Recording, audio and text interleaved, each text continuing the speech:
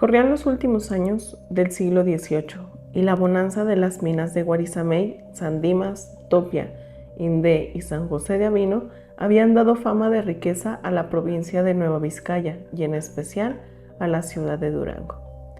Muchas personas afluían de la Ciudad de México para radicarse en Durango. Algunos eran comerciantes, otros eran artesanos y la mayoría mineros, alguno que otro ranchero que se dedicaba a la agricultura.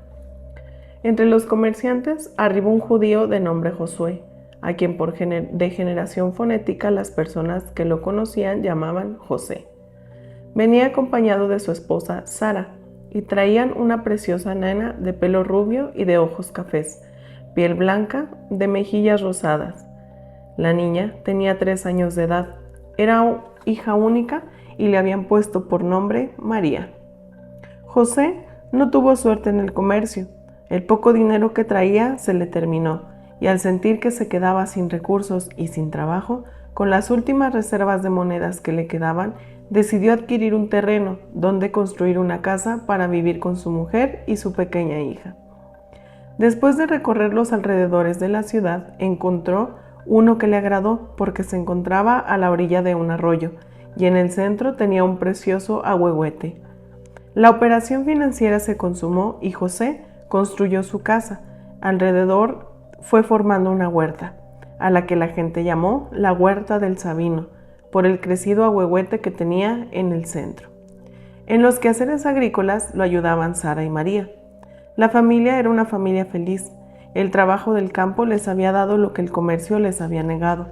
Cultivaban hortalizas y árboles frutales, de donde sacaban lo suficiente para comer y los remanentes los vendían a como caía el marchante, como lo hacen por tradición los judíos. Un día, Sara murió y la pena consternó profundamente a su esposo y a su hija. Al fin de todo, tuvieron que conformarse con la realidad, rezar por el alma de la difunta y volver a darle atención a su huerta. A María, quien ya era una preciosa moza de 15 años, se le complicaban las cosas. Tenía que atender los quehaceres propios de la casa, ayudar a su padre en las actividades de la huerta y dejar tiempo para su aseo y atención personal, porque ya sentía la necesidad de los coqueteos al sexo opuesto que impone la adolescencia. Es cierto que era tan hermosa que no necesitaba arreglos adicionales para agradar a los hombres, que entre paréntesis eran muy escasos en aquellos arrabales que estaban fuera de la ciudad.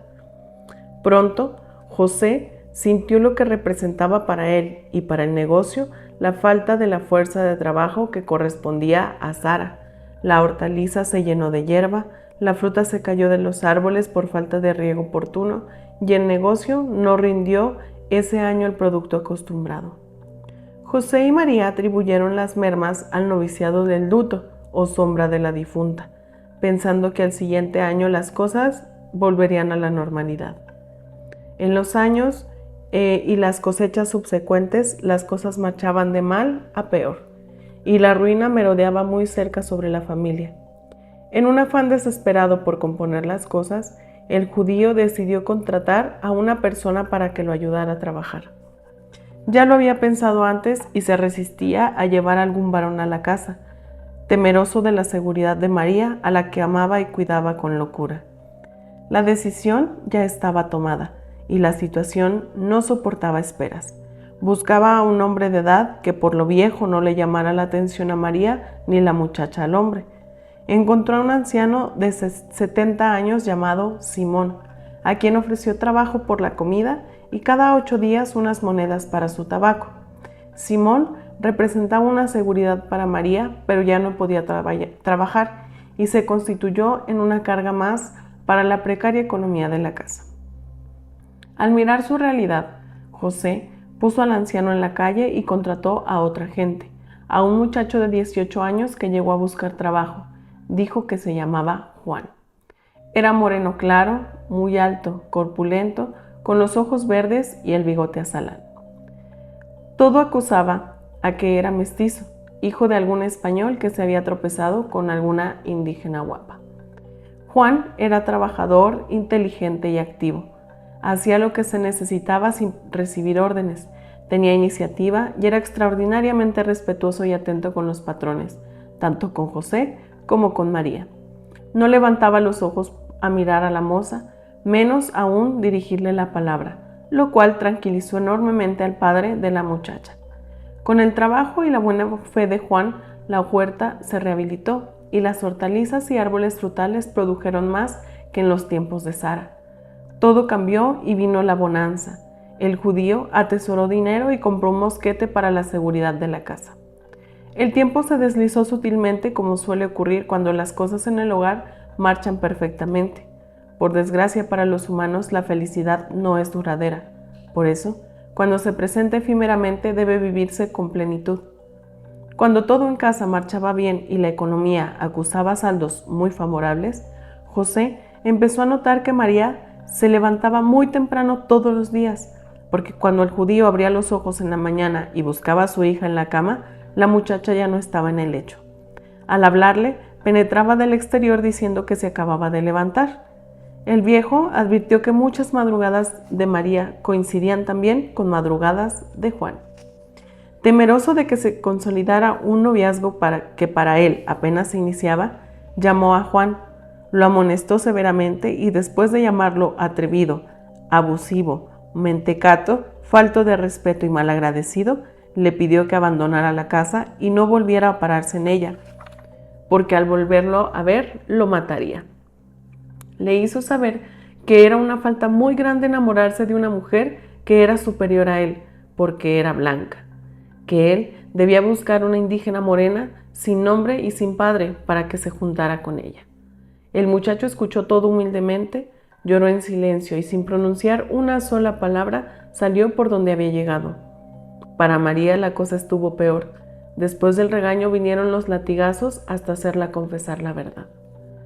La muchacha le dijo a su padre que la perdonara, pero que ella estaba enamorada del muchacho. Además, Juan era muy bueno y le ayudaba mucho en la huerta. José replicó diciendo que ella era blanca, que disponía de bienes y se debía de casar con un español que pronto llegaría a México a solicitar su mano. La moza no contestó y la comunicación se cortó. El viejo encerró a su hija en la casa y le prohibió salir durante el día. Lo del matrimonio con el español era puro cuento. Él amaba tanto a su hija que no le permitiría que se casara con nadie. Sentía que a falta de Sara, su esposa, la única persona que lo entendía y lo atendía, consecuentaba y comprendía, era su hija María, aquel ángel encantador que era sangre y carne de su carne. La niña a quien había visto crecer y desarrollarse, a la que seguía besando todos los días como si todavía fuera una chiquilla. Aquella muchacha que era todo para él, que se parecía tanto a Sara, su difunta esposa, y que constituía el amor de sus amores en su existencia. María no amaría a nadie ni se casaría con nadie mientras José viviera. Para garantizar la seguridad de la chica, optó por encerrarla en la casa de día y de noche. El tiempo pasó, la muchacha no salía y Juan nunca merodeó por los contornos de la finca. Cuando el judío consideraba haber triunfado en su propósito de aislar a su hija del mundo exterior, una mañana de verano al pasear por la huerta, advirtió pintadas en el barro de la tierra mojada unas huellas de guarache masculino. Intuyó de quién se trataba y se propuso a acechar para cumplir su sentencia. Le informó a su hija que salía de la ciudad de Durango, que regresaría muy noche o tal vez al siguiente día. Sacó el fusil, enfundó su puñal que lo colocó en el cinto y se perdió en las sombras de la noche. No avanzó mucho. Tras unos árboles se escondió y sigilosamente se acercó al Sabino, donde la mañana anterior había descubierto las huellas frescas de Juan. El judío, cubierto con una capa negra y su sombrero negro de fieltro con plumas, permaneció inmóvil, esperando la llegada de su presa. La noche estaba oscura. Gruesas nubes anunciaban un aguacero próximo. El viento húmedo soplaba y suavemente movía las hojas de los árboles. De pronto ladró el perro. José agudizó el oído y miró entre la oscuridad la silueta de un hombre que saltó la barda y se dirigió sigilosamente al tronco del sabino, al mismo tiempo que las luces de la casa estaban totalmente apagadas, lo cual acusaba que María dormía profundamente en su cama.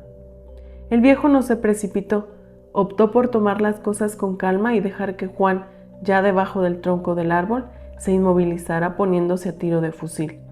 La oscuridad de la noche no permitía mucha visibilidad. La silueta de Juan se advertía tenuemente. El cazador, para asegurar su presa, avanzó 3 pasos hacia adelante, levantó su fusil, apuntó y disparó. El estruendo del disparo rasgó el silencio de aquella noche lluviosa y el cuerpo de Juan se desplomó agonizante. José se acercó para rematar al intruso con su puñal, pensando en tomarlo para tirar el cadáver fuera de la huerta y evitar compromisos. Cuando llegó a donde se revolcaba el muchacho malherido, no creía lo que había ocurrido. El proyectil atravesó el pecho de Juan y se incrustó en el corazón de María. La muchacha había llegado al tronco del Sabino, lugar de las citas nocturnas con Juan, sin ser vista por su padre, y en el momento del disparo, los 2 enamorados se abrazaban tiernamente en un beso de amor. Cuando el judío se dio cuenta de lo sucedido, gritó desesperado: ¡María!, al mismo tiempo que la muchacha, en los estertores de la muerte, abrazó fuertemente a su enamorado y uniendo sus labios con los de su amado exhalaron el último suspiro y se desplomaron sin vida por el suelo. El viejo judío no pronunció palabra. Gruesas lágrimas sacaban sus mejillas, al mismo tiempo que el puñal que traía de la mano se lo sepultó en el pecho y cayó pesadamente a un lado del cuerpo de su hija. La noche se conmovió con la tragedia y las nubes lloraron en silencio, desprendiendo gotas de agua que caían suavemente como granos de cristal sobre la cara de los 3 cadáveres.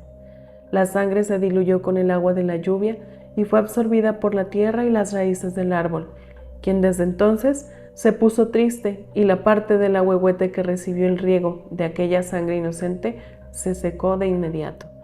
100 años después de lo que conocimos del árbol milenario, advertimos que la mitad de su follaje estaba seco.